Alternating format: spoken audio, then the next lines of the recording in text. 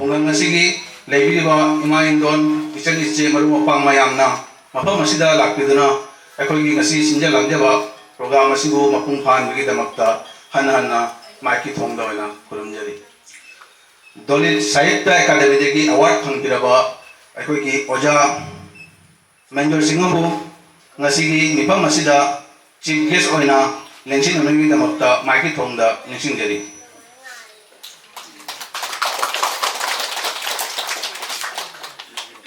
Matangda mayamna sakhangnaraba Manipuri Welfare Society gi president bu mafam asigi president gi amda lengsin onagi damakta kausanjari Matang the guest of honors oina matang naina sakhangnaraba akoigi ima indon amadi akoigi society puriba anjingbo oina kausanjari han bada oina akoigi RK Sanatombi singa sanabusu dais da lengin abigi damakta ningsingjari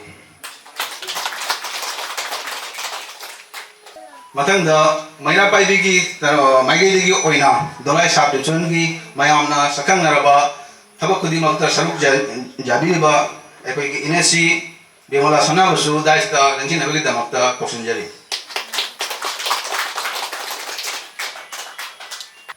WMC Sunai division gi oina L Savitri Devisu daista lengsin abigi damakta kausanjari Makang kudi makta Society ko karamna sakul hansigi amadi kadada award pa leibage tijan khojinduna mayambu thauna sabatpada saruk chauna jaraba akoigi MWC vice chairman CH Namakumar Basu dais dalingin magi damakta kausanjari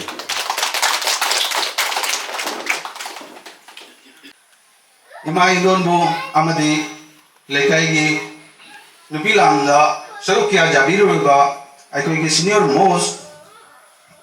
mairagi oina ngangbi simobusu daista lengsin abigi damakta kausanjari matangda aikoigi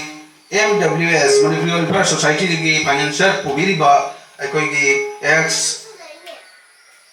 serviceman oriba Diren simobusu mapam masida daista lengsin abigi damakta ningsingjari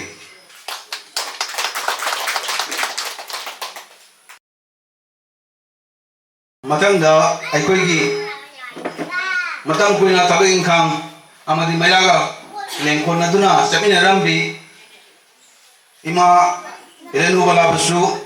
daista lengsin abigi damakta kausanjari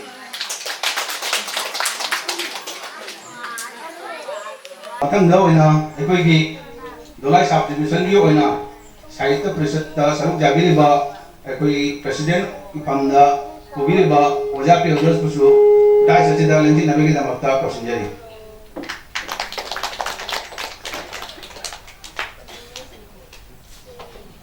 akoi dolai division mairaga secretary pam kubiriba ima binodini bisu dai lengsin abigi damakta kausanjari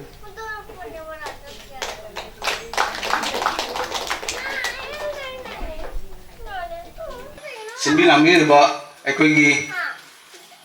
ichininaw kudimut tasu hanana tagachari loina nangasigi daista ningachari ba mayambu kudal amam lenjal amam talaga tammaga ikakuna ba unnabagi damakta aikoigi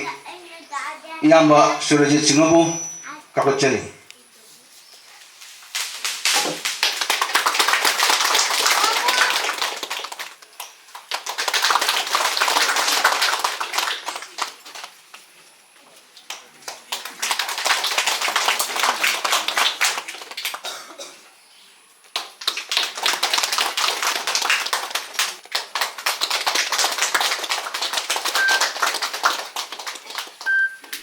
matangda aikoigi dolai division gi mairagi secretary pubiriba bemola sanabusu aikoigi iche Sunita Simana lengjang daniduna masih masigu opung pang kita makta ikakuna baucher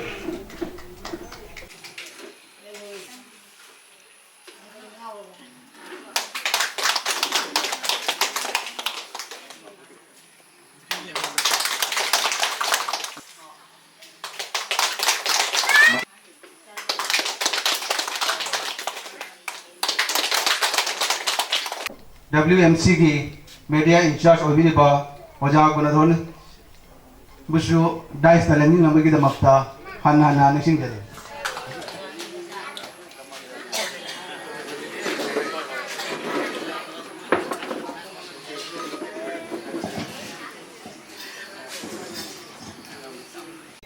इकाई खुनबा उच्च number की दमकता एकोई की हंदर की लांटोग्राम की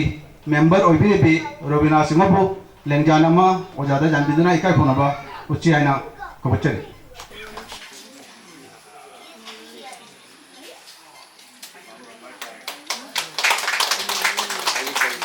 Thank you. Ngasigi tawra masigi malik tana mamut tana mayambu hangan nabagi damakta ekoi gi WMC gi vice chairman oiga ekoi gi Oja Navakumar bu maiki thongda kusinjari ahal damakta da ngasigi October tang 19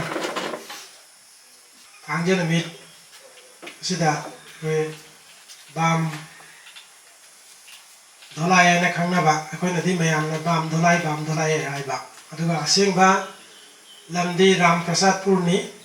na hai ba Ram Prasad Pur sida akoi na yam na laibak pha ba mana akoi gi dolai division gi maira luk ki secretary shu ri ba madam Binodini ri yum maktada asigumba thauram mama sin lang bang ambase masi akoi WMC ki maigi de gisu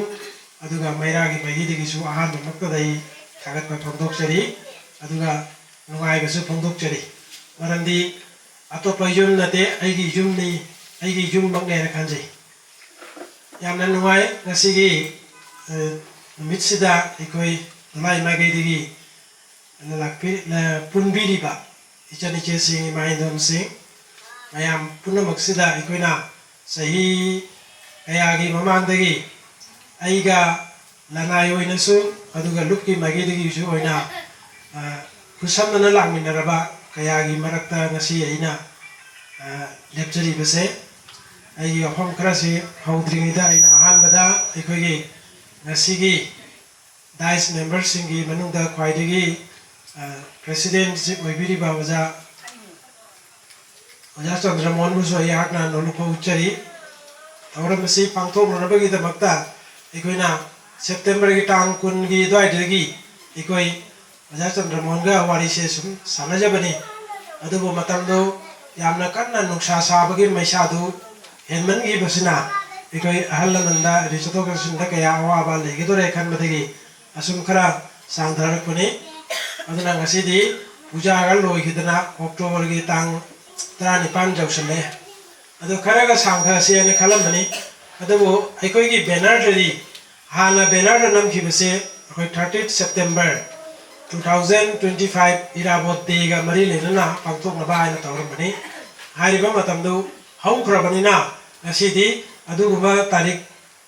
sok tarik su koi tha masing do hapchadra bani maru oi ba aikoi gi WMC की charitable service है मसी की मरु यो पांडम दी मयाम ना खंबी रमनी लमाग्राम दा 2020 मार्च तांग मंगा मरी यमसु मंगा दा पांथो की बा वर्ल्ड माइकई कन्वेंशन हाई बा इफम दुदा इकोई मणिपुर की चीफ मिनिस्टर यावना लाकी दुना इकोई कसार लमदम की पराग भेली की akang ai maru apang isini naw kaya na saruk jadna chouba convention ma hoiki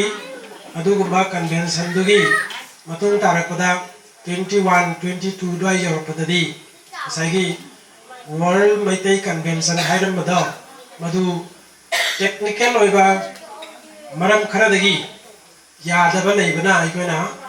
convention hairam madu world maitai council haina hongdokre aduga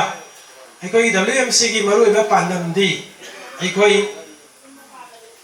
Manipur की नत्रगा असम की कासार की वानता बदा पृथ्वी दा लेरिबा मैदै पुनमक से aikoi amatani we are one haibe aikoi की दी we are one haibe दना लोइदे मैदै मचा सिंगी मनुदा अमना अमगी मरक्ता अवाबा तारकपा मतमदा मतेंग पांगबा हाइबगी पांडम दुने वी आर वन हाइदिसे हौकिबा 23 दा मे की 3 मे दा अखोई मणिपुर दा चौबा कांगू को इरांग थोकतना अवाबा कया तागिबा कया दुगी मनुंदा अखोई WMC ना होजिकी म्यांमार बर्मा दा लेरिबा मैते मिसा सिंह मतेंग पांगिबा कया लई आई वारी दु जाम सांगना लिजररोय आई समलपना तेलत हाइजगे अखोई सर्विस WMC ना सथर रखलिबा अखोई सर्विस तुने पंजरीसी अदुगा अखोई दिल्ली दा कांगलू की इरांग सिना अखोइना नमतलबा मतमदा दिल्ली दा अखोइना सुप्रीम कोर्ट की थोंगदा अफम कया पुखलतना अखोई मैतै सि तसेंगना लांदे अदुगा लालिबसि कनानो हाइबगी प्रमाण कौननबा अखोइना सुप्रीम कोर्ट ताना चतना अफम कया अमा अखोइगी मगेदगी पुथोकिबा अदुगुमा सुप्रीम कोर्ट की अचौब सेंथंग मैम मधु पिकट पंगमनबगीदमक्ता ngasi धोलाई मैगैदा फंबिलिबा इचल लिचे इमा इंदोन सिंगना ngमजबा मौंगदा सेल जुमसु कया मतेंग पांगी मगदु अखोई काउथोकचबा ngमजदे ngasi सुनिंग सिंगजे मधुसु अखोई सर्विस अमनी अदुगा अमु कासार सिदा अखोई ने या 2022 23 स्वाइसिदा मुका अकनबा नोंजुना चौबा इसिंग इचाव कया थोलकपा मतमदा अखोइना खुंगंग कयादा अदि रिलीफ मटेरियल कया जथोकसकिबा इसिंग थकपा फंगदबा मफमदा अखोइना इसिंग पुदुना येनबा कया होजिकसु अखोइगी WhatsApp अखोइगी वेबसाइट ता मदुगी फोटो अदुगा वीडियो कया अमा लैरि अदुगा अखोइ कांगलू की इरांग सिना मरम ओइरगा अखोइगी पांथोकचरिबा सर्विस चैरिटेबल सर्विस असम चथरपसिना अखोई मतम खरदी लेपुब मानबा मनै अदो अखोई खरना अखोईदी था अनि खुदिंगी अहम खुदिंगी अखोईगी गूगल मीट तवी अदुदा दिल्ली दा लैबा अदुगा बेंगलोर दा लैबा दे इम्फाल दा लैबा गुवाहाटी दा लैबा कसार बरागबली दा लैबा कया से अखोई पुल्लगा अखोई सिगुम्बा चैरिटेबल सर्विस हाना तौगिबदो मखा मुक्चथकिसी हाइना खनबा अदुगी मतुंगिना ngasi अखोई चैरिटेबल सर्विस पांथोकचबनी हाइरिबा चैरिटेबल सर्विस तसेंगना कनागुम्बा लनाई मिसक अमदगी नत्रगा सरकार की थोंगदगी मसी पांथोकपा ngamnanaba अचौबो सेंफम अमा अखोइना लौरुगा नते अखोइगी एग्जीक्यूटिव मेंबर सिंगसिदा पुक्चेल चावना अखोइगी मागी ngamjaba थाकता लिसिंग अमा मखाई लिसिंग अनि लिसिंग अहुम फावबा पुथोकपा अखोइगी एग्जीक्यूटिव मेंबर सिंगसिगी फंड कलेक्शन दुना ngasi अखोइ मयामदा जथोकचरिबनी अदुगा अखोइगी मरक्तसु अमु कनागुम खरन हाई हौजिक्ति असम नत्रगा भारत सरकारना लाइरबसिंगदा मतेंग अदुम लेमना पांगी अदगी अरुणोदयगी सेंफम पीरी अदगी युम लेमना साहली अदगी SSG सेल्फ हेल्प ग्रुप की थोंगदा नुपी सिंगदा अचौबो मतेंग पांगली हाई दो आईदी सेंगना हाई होइना खल्लिबदु साइगी अनुरुदोयदा फांगिबसे हौजिकपुदि लिसिंग अमा चंगा जौरानी हाई अदुगा लिसिंग अमागा चनि यांखैदु मी अमना था अमागी चादिंग हाइबदु ओइथोकते मोइना पीरिबदु फते हाइबे नते मदु अखोइ वेल एंड गुड फै अदुंदि ओरगा अखोइ WMC दी तसेंगना वर्ल्ड मैतै काउंसिल हाइरगदी WMC ना मैतैगी दमक्ता अखोइ मिको खरदा वरसु खल्ली अदुगा पुंगदा वारी हाइबसे अंगमा मतेंग पांगनब होनरी हाइबसे मदुगी खुदम हाइबबु अखोइ ngasiगी चैरिटेबल सर्विसेस ने चैरिटेबल सर्विस ममल यामना चावबो ओइदबे याय अदुगा पोतु यामना फजबा ओइदबदि याय अदु अखोइना खंजबददि अखोइ मियबदि ख्वाइदगी मरु ओरिसे इसिंग ने अखोइ मियबगी इसिंग से अखोइगी मियबगी थवाई ने अदु इसिंगी ममिंग अतोप ममिंगी थवाई ने अदुगुम पांडमदु अखोइना पांगबा ngamnanaba ai kunja singda leiriba ima indon ichen ichen singda saigi upai leitraba phibam kaya da hingiba kaya lei ai madugi maramda jam kanna panbadi pamde अदो इकोई पुनमक सरकार की थोंग चप माने हायरगसु मसाई युमदा आईगी युम पानबगी चनरोल आईगी नुपा लेतबा आईगी नुपी लेतबा नत्रगा आईगी इचा लेजदबा आईगी सेंथोक लंबी लेजदबा कया अमा को याम वाना लेबसे इकोई खुंगम कया चपदा इकोई मिंग खोंग उराबने अदोरदि इकोई करिगुम खरतसु मतेंग पांगबि याइना हाइना खल्लगा हाइबा इकोई खोंगथांगसि चंगसिलकपनि अदुगा ngasi इकोइना पीगदोरिबा सि तसेंगदि वाटर डिस्पेंसर नि वाटर डिस्पेंसर सि मागी कैपेसिटी से लीटर निपान की सरुप कंटेनर नि अदो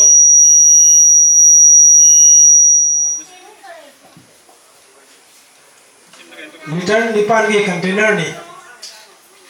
अदो मसिदा ngasi ising se hapchal laba matungda icham chamba pukham ama natraga plane amna kupsal laga thamaga ngasi ising je jam laina aikoina baltin dagi glass amana natraga maga ising je kallaga thakpagi mahutta ngasi dispenser si manungda hapchal laba matungda di ngasi ising je thadoga aikoina yamna kom na amasung laina glass ta natraga cup ta ising tu yaraga thakpa yaba aduma container amane मसी मी खुदिंग मक Laiba ngangani haiba lasu leite laiba ngamoi haiba su leite toyu musong lailinga gasu saigi mapam du tana laiba chapsu ngamdaba khudong chadaba kaya ama leremani masi aigi experience ta saigi mi yamna laiba imung gasu saigi freeze leire na khallaseba ado freeze tagi ising aingba puthoga pita paise aso thaba mo weba अदो सी थमगदी आइगी मांगोंदा table मथाता सी थमगदी नंग इसिंग थके Lyra अदो दि परबरे नंग इसी glass लैबनि नंग अदो इसिंग दो थाउ आइना पीबे याबा यामन नुंगाइबा मसु कुलोइबा कोलम माने अदो मसी एकोइ आहांग खोंथांगनि एकोइ पांदमनि अदुगा इसिंग आइबसि यारियो मखै सेंगना अमसु लुना सिजिन बताइ होजिकि मतंदा मयामना ताबिरि बदनि इंडिया की अचोब अचोब शहर दा मी यामना कुंगना लेबा मफमदा लाइना मखल मखल कया आमा संदुई अदुगा मियोय कया आमागी मपुन सिजु लोइग्रे अदुम दि ओरगा हुंगंग ददि अदुगुमा साथी देबा लाइना दो संदोक्त्री लाइबा फाबदि कैनो इकोई थकना रिबि सिंगसे आया बना पोल्यूटेड ओइदबा महिक चेंद्रि बै सिंग ओय अदुना साइगी सरकार नसु फना यामना होनै होनारगा सु मदु हेक्ता फंगदि ओइतोक्ते अदुना यारियो मखै तुरेलगी बोरसु पुख्रीदैबु बोरसु इसिंग से सोकलगा बाल्टिन नत्रगा सनापुन मतम निमित निनी हुंदि तुंजना थबिरो मदुबा अरुब इसिंग द जिकी डिस्पेंसर सिदा हापचलगा मी अहुम मरी लेबगी दि निमित निनी की इसिंग थकु ओकने अदुना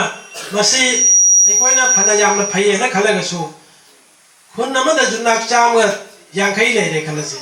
खुजुम खुदिमक अखोइना जेंथोकदि ngamde aduna akanaba below poverty line da laiba BPL group ta laiba aduga yumgi nipa laitraba dagi sandok lambi laitraba duguma criteria kala da khoina khandok chabane aduna masi mayamna harau na lawbiu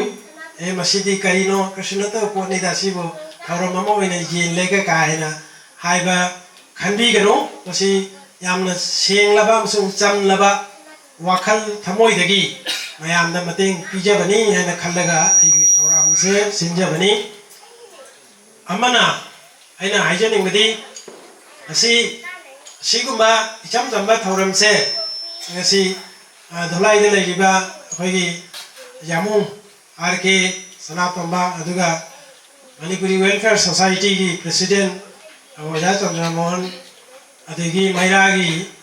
R K बिमलासना अदेगी जुस्ना विनोदिनी मकोई मयामना कन्ना होनादना यामना फजबा थौरां अमा ओइना थौरमी बिसे मसी WMC की मागी देगी आइना यामना हराउना थागतचरी अदुगा लाइबक ngasi से इकोगी WMC की वाइस चेयरमैन सोइबा ओदा KN चांदु लाकपिरमगदी मयामदा मुखेना हराउबा अमसुं थागतपा फोंदोकदबनी ai thanta na ngasi thagat pa hara ko phungdok ko dore ngasi khara di wat ko male ngasi ai si haijaraga mayam dai nonuk chari ngasi thauram se to sengna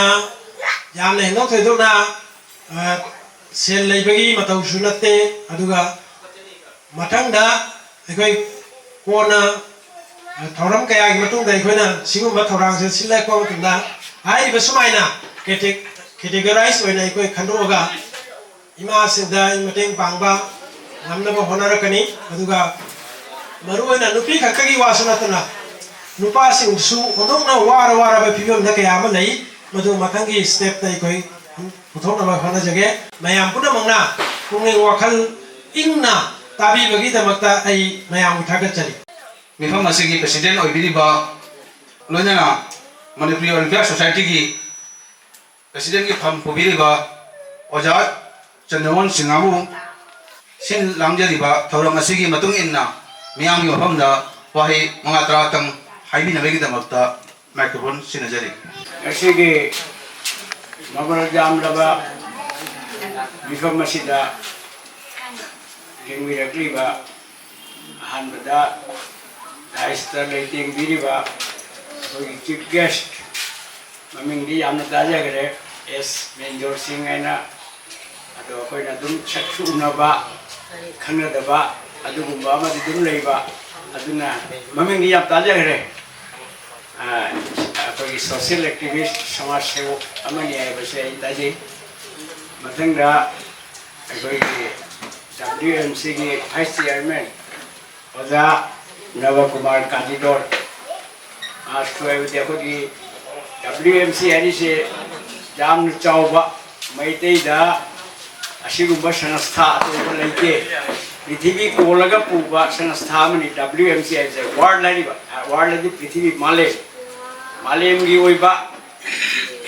मैते की संस्था में जाम चावरबा मागी मथक का मैते इदा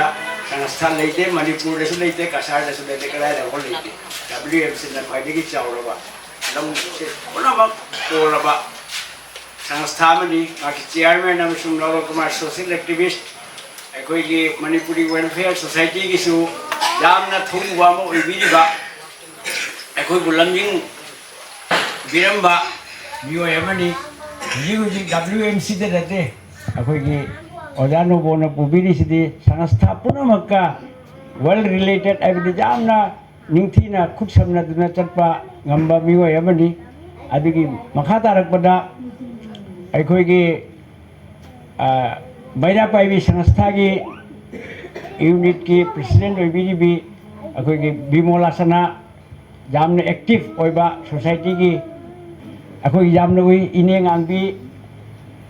jamne prominent oiba ahal loiraba chahi di chalaba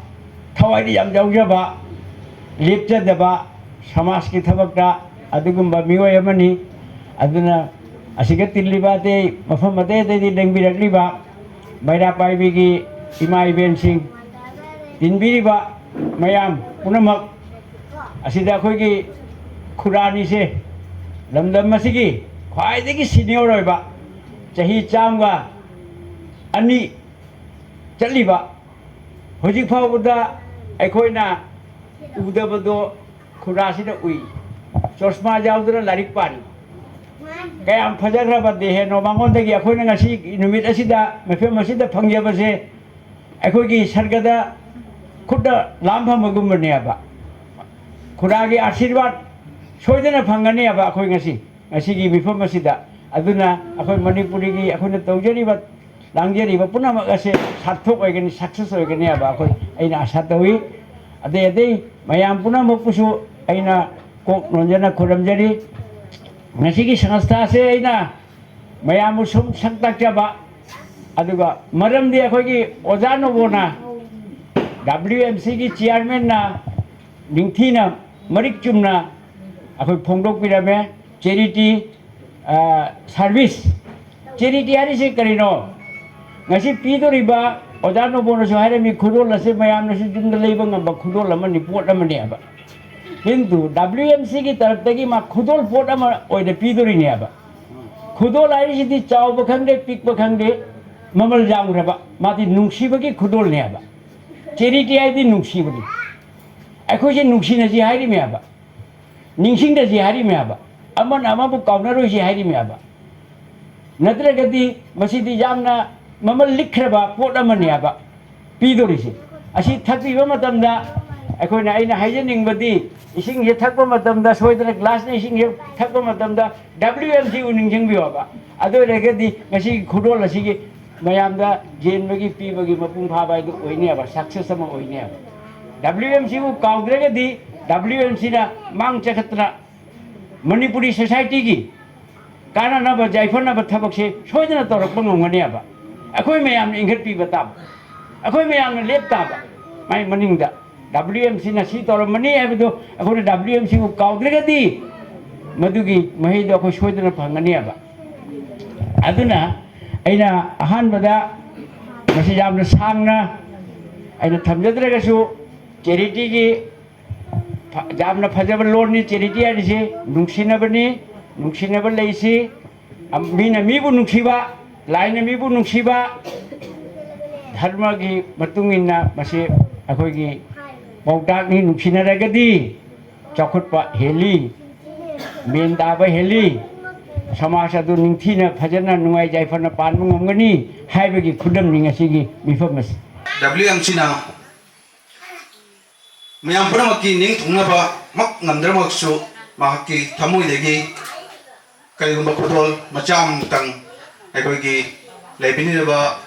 इचन इचे अहल लमन मयामदा खुदोन तमजगे हाइदुना ngasi lakjabani ngasigi beneficiary oibiriba mayamgi ming singbu aina matang matang atajarakke loinana khungam loinana mayam sigi ming haidimi mamangda aikoigi ngasigi mifam asida khwaidagi ahal oiraba chahi chamga ani punchiraba aikoigi iputo chawbi singmabu aikoigi President Amadi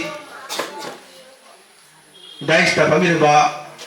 Mamsi Arkesanana Nangjanam Gatang Jamuduna Akogi Ikaiba Upisi Haiduna Nujingari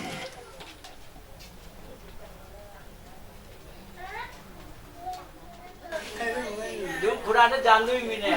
when Haraugi Mayam the board biro Haiba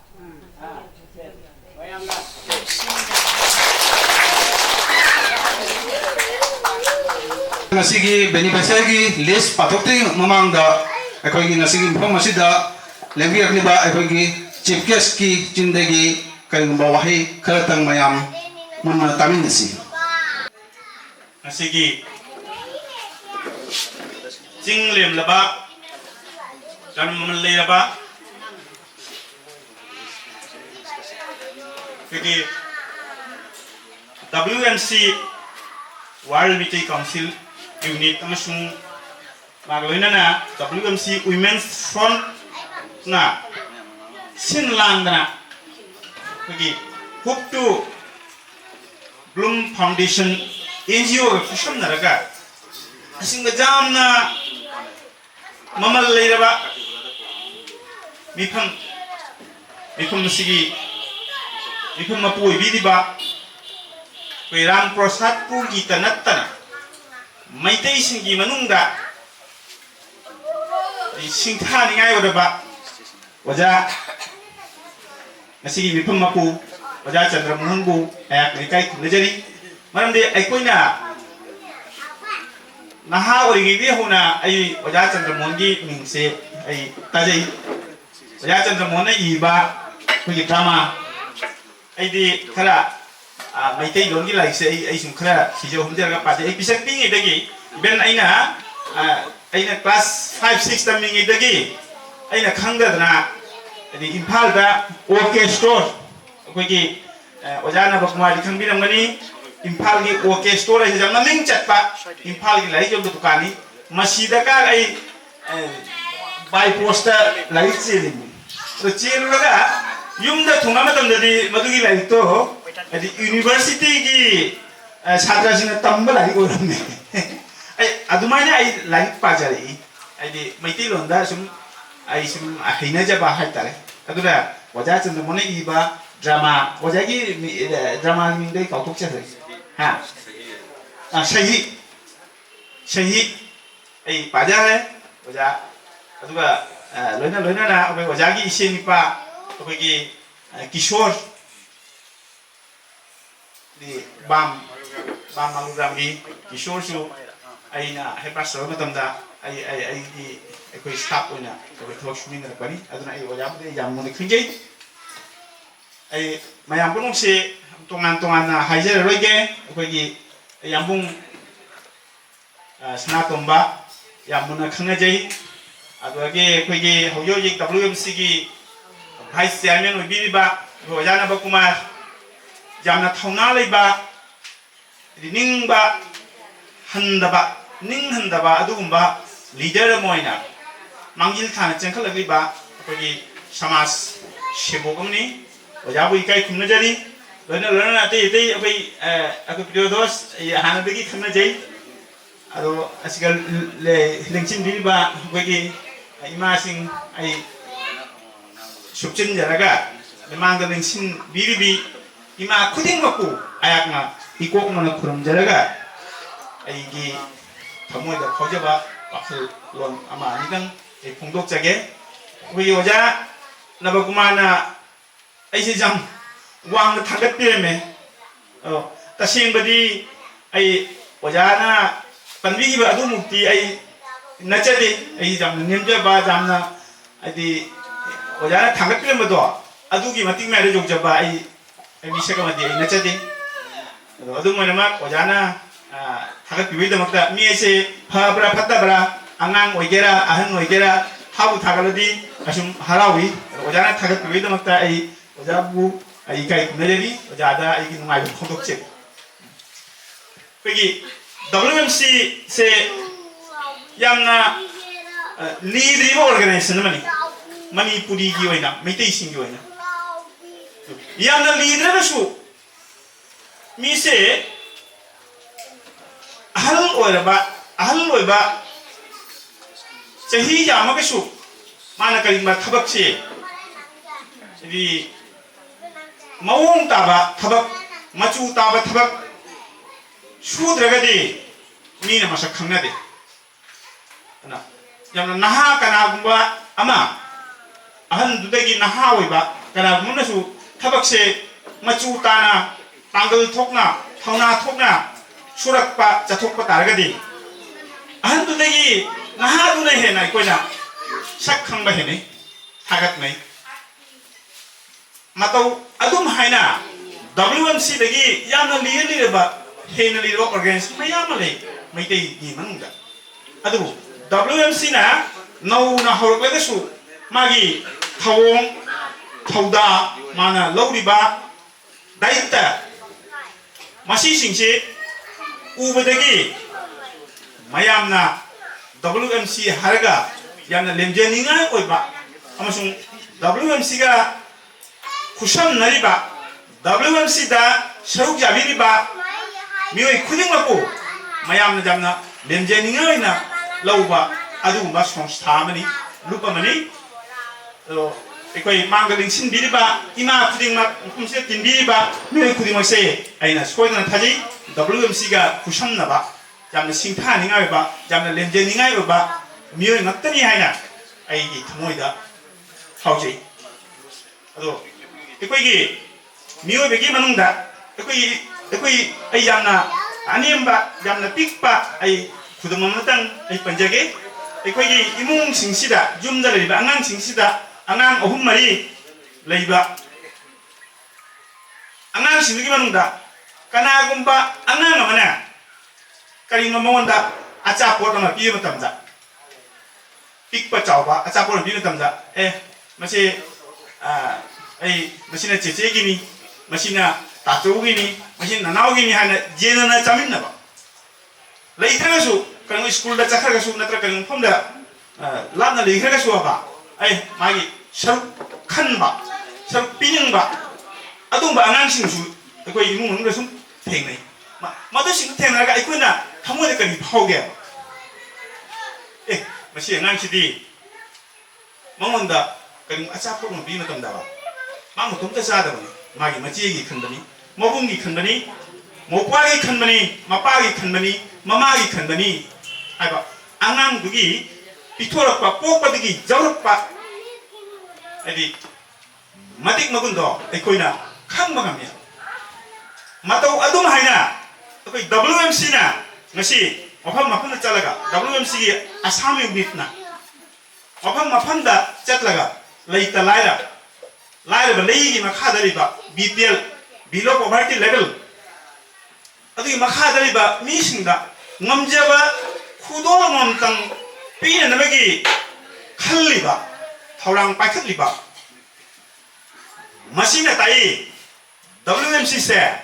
ase akogi maitai khunai gi oina kathokningba suningba adugumba lupamani habado moina khaliba wakhlo sina ekoi ubo phangya ba asai angang mana magi kangnon cha matumda machi manau gi wakhal khalaga chawa dung haina we WMC na pikra ba ekoi mamanga ekoi vice chairman tapi gi da jamna pikpa liter ni pangi container mom tang we pijage haina hai liter ni pangi piri ba container se masi mamal jamna chawi ekoi president su mamanga tambirame khudo la basidi edi pikpa chawa leite madugi magun sidi ekoi na pigado ba ekoi na khangado ana ngasi WMC na ngamjaba khudo khrana laiba leigi makhadari ba ima indol singda pini hana khalisa masi ekoi yamna thagat ningai ni haiba pafamse kanamatna haidaba ngamlo ana magi wakhulona simakna mak soidana maitei samaj ki oiba thoram thogada soidana mairong jaba thorang kaya patal kani hase masina pramani ai masiga haijagi adudi aina jamna nakchaba haitai ai sasisu ai WMC bujana pamjaba ai mishakamani ekoi haukiba court ki supreme court ki verdict legi badugi matangda WMC na jamna kamau na jamna wajiba matamama thoki ai supreme court ki lawyer among gi je lupa lakh ahum mari manga laudna adumba supreme court ta maitei gi verdict oba maitei case ma chatham dam janna kamau matam du aduda I wari taja dana ekoi bontara podagi manipur da 23rd May da thokiba awana taba singduga mating pangunu roi haidna ekoi bontara podagi jumthong khuding nate thok to khuding de ekona compulsory ekona rupa lising ani ni pidaba jaroi ado pensioner khuding dagi rupa lising am pidaba jaroi haidna ekoi nampuda haijaba tar misi kananta pitonging de ado ekoi nampuda ai samakse hojo bontara podda United Rural Development Society haidna registered organization malai entire bontara pusigi oiba adugi ai president na ai tuje aduna ekoina ai gi wakhallon su adegi ekoi oja nabakumar gi magi mawong matau moin sui ba WMC gi mawong si ujaraga ekoina matamdu da bontara bodai ko lupa lakh mari thokna khai lupa lakh mari khangi lakh mari do madugi pochi se puraga ekoi imphal da awana tarba edi ima indon leita laira kangu da koi ngamjaba mating khara koi pijarui madudagi aina mayam da haijadana pi WMC su ju exam wali mana sono su maitei da makta Delhi da sokari bani adna khaitang masidai kai thoga PC har da mayam na yabi dana ba lupa lising jangkhai matam du da ai mating pijaki adu maina ngamjaba mating khakha ekoina piba asina koigi WMC na ngasi piriba piga to riba magi khudol mating se mache koigi vice chairman su tapirame government gi fund gi nati government gi pukai gi nati government na paisa pir ko nati ekoi masin se khainaraga khainaraga khang mating pang ba jabra haidana madugi pandumda masi thorang se पाइथक्टेपनि हाबसे मसीगी दमकता WMC बु WMC Assam unit को थागतचरी कईनादी Assam government ना ओरुंदोई भी मतमदा fungi फंगदे फंगम थोकतोना फंगदे फंगोइदबदुना फंगियाना लागना बने nganna बने फुना बने China बने कब बने मयाम तो मयाम भी होता यदि सरकार निंदौ ना भी होता प्रजा मनी थोन मंगम जा अदो WMC ना कना की मनी थोन मंगम अदुना मसी WMC ना सिंग थोरांग आखलकसे मसीगी वाखलोन सिंदा वाखलोन असिदा थागतपिरगा नमजबा खरा मतिंग पिजेगदोरिबसे मसी मयाम ना जामना अचौबा खुदोल मनी अचौबा मतिंग मनी हाइना लौबिउ हाबसे एगी माइकेदैसु ए मोलुकना इमा सिंग फुमजा मयामजा ए खुबाम तरा रोनना खुरमजरगा ए निंसिंजरी अदो एकोइसु कोई मिकोक मोमसिना यामद्रबदा मसी थौरांगमा आई WMC दा आई सजेशन तंग आई थमजनिंगी WMC की अकोई इंफॉर्मेशन सेक्रेटरी सु लेबिरे अकोई उनादोजु very active worker very active worker ni अकोई की उनादोन सिसु आई मसिंदंगा सजेशन थमजनिंगी यामी यामदे लुपा मेंबर मदगी एजुटी बॉडी की मेंबर मदगी लुपा लिसिंग खाई चांगा लिसिंगनी लौबा मसीना अकोई चाकन थमगा आईदी अकोई इमा इबेन अकोई जुमको खुनी लुपा तारा तो था की जुमको की अकोई चेखत नबगी केनो को पांदम मख मयाम द फोंगो पिरगा अकोई मसिमतंगा आई तौसी हाबा तबन व्यू तोमिनसी हाबा वखुनसी आई थमजागे पांथोक बसे मसीगी जामना वाई अदुमको अकोई होनादना तंगी येंग बजाबरा मदुंग दे अकोई होनाना जब तंगी येंग से लुपाता हुजी मतन लुपाता से कइनोने लुपाता से कइसुनते अदु कइसुनते हायरगा सुवा मिगुना पिगदबनि आदे लुपाता से जामने हंगदबनि आदे लुपाता से जामने आइगोंदा लुपाता मते पिगनि मदो जामनि अदु आइना मिगुना लुपाता तंग पिगे हायदि जाम जामियो अदो मयाम खनाबियो ngasiगी phumam sida pai yang matik nugun leibla phum mama orisina ngasi khogi ikani bungo ai ming khangyadre ikani bungo la khungang sigi chahi chama century ma helaba ahlama ko lai ahlama hambase tasingna ngase lai magun chelba aduma misakamani hadase ai ikani bungo amuk hana ai khogi tilliba mayam sigi mohot silaga aina ikon ngobu ai purumjari mayam kuno se nacha nasu aidi sudat mayam se masida yaipha mangol pina biramu si sangna na dana je kana koi pani bone hingi simana hingna ba ai bangi jinjak se jaba phamba ai ba bor se masi bibiramu haije baga loinana mangda lingsin bilibi ima kuding baku amuk kana purumjaraga aigi wapun mangat radang se imatik sida matang sida extension jari Hamada maya bilang kurang mana kurang jadi wajan itu kurang jadi lo masih lagi tidak tahu libat orang macam WMC na punggang ni wajan ada yang tak pudingga buat jadi terang tanggalan tahu libat cek macam tu punggang ni macam mau panen tinggal le itu buat punggang ala pada desulai itu macam tinggal apa nak Pola ba alamat jauh ni, jika pukul pola saya tanam ba tahu saja, ayah pada kali akai balai ba udah sini kali.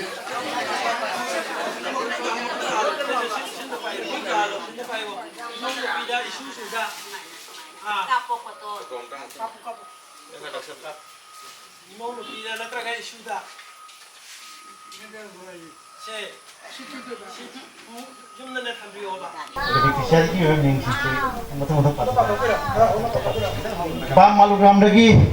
ngangem Supriya Aramam Bibi Ranjan Santana Salam Bibi Babaning Tho Ole Merangkem Dilip Babu matang sina Bam Reserve ki member Nipan Ming patok ke Taurem Pratap Kumamayum Mandakini Taurem Kunjarani Yengkhom Babudhon Oinam Lukhoi Raisram Biramani Widrom Bilasini Nenatobi Manungkhul Subhasini Ne Chandra Champa Patame Bina Rupavati Dholai Nantugram Saikhom Binodini El Hema Sorojini K Sunita K Madhumati K Pramila L Brajeshwari S Shamila S Akashini K S Hema T S Laima